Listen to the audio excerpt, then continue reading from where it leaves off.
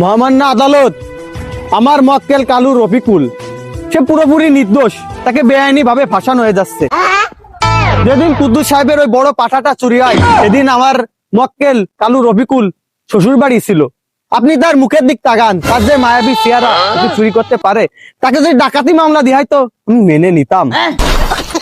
মহামান্য আদালত, আমার মক্কেল কালু রফিকুল পুরোপুরি নির্দোষ। Order order. এই আদালত কোনো বয়ানে বিশ্বাসী না। আপনার কাছে কোনো সাক্ষ্য প্রমাণ থাকলে পেশ করতে পারেন। মহামান্য আদালত, আমার মক্কেল কালু রফিকুল পুরোপুরি নির্দোষ।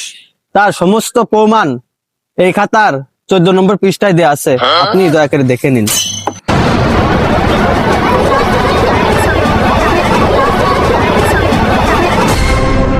Order order, silent please.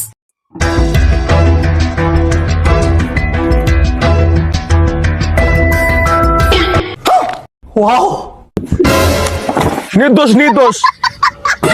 Order order. সমস্ত সাক্ষ্য প্রমাণের ভিত্তিতে আসামি কালা রফিকুলকে বেকসুর খালাস দেওয়া হলো।